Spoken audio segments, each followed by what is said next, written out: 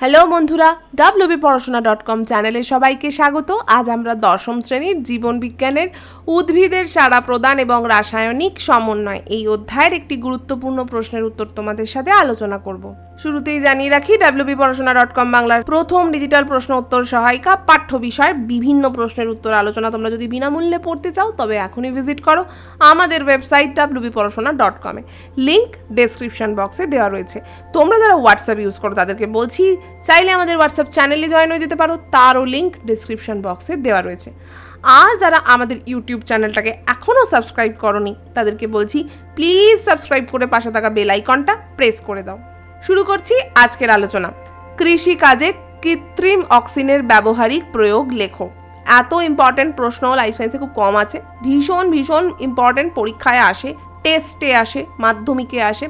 তো ভালোভাবে এর ব্যবহারগুলো বুঝে নাও, নিজেরাই লিখতে পারবে। মুখস্থ করার খুব কিছু নেই, 2-4টে নাম আছে যেগুলো একটু মনে রাখতে হবে। প্রথম, শাখা কলম থেকে নতুন উদ্ভিদের সৃষ্টি। শাখা কলম তৈরির জন্য কাণ্ডের কাটা অংশে কৃত্রিম অক্সিন, যেমন কৃত্রিম অক্সিন অনেকগুলোই রয়েছে, যেমন ধরো ন্যাপথা অ্যাসিটিক অ্যাসিড বা ইন্ডোল বিউটারিক অ্যাসিড, এইগুলো প্রয়োগ করলে গোড়া থেকে মূল সৃষ্টি হয়। তাকে রোপণ করা হয়, যেমন পেয়ারা, লেবু ইত্যাদি ফলের গাছ এবং ডালিয়া, জবা, গোলাপ ইত্যাদি ফুলের গাছ থেকে এইভাবে শাখা কলম তৈরি করা হয়। তাহলে প্রথম কি পাচ্ছি, শাখা কলম থেকে নতুন উদ্ভিদের সৃষ্টি করতে কৃত্রিম অক্সিনের প্রয়োজন। দ্বিতীয়, ক্ষতস্থান পূরণ। আপেল, ন্যাশপাতির ডাল কেটে সেই স্থানে অক্সিন হরমোন ছিটিয়ে দিলে ক্যালাস গঠন হয়।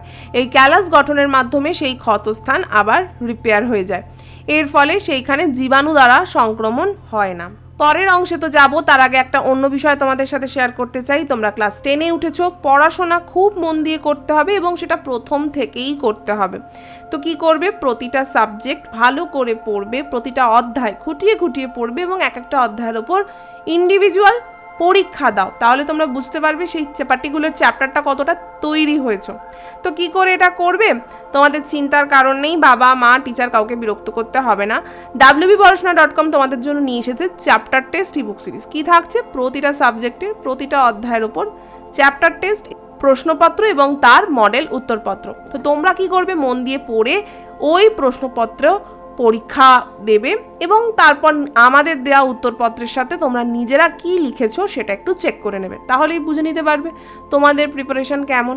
তাই এখনই পারচেস করতে স্ক্রিনে একটা নাম্বার দেখতে পাচ্ছ, 9614581033, এই নাম্বারে আমাদের হোয়াটসঅ্যাপ করো, করে লেখো আমি কিনতে চাই মাধ্যমিক চ্যাপ্টার টেস্ট ইবুক সিরিজ। যে যে ইবুক কিনতে চাইছো সেগুলোর নাম লিখে দাও। যদি তোমরা হোল সেট মানে 7টা সাবজেক্টই কেনো তাহলে থাকছে তোমাদের জন্য একটা আকর্ষণীয় অফার।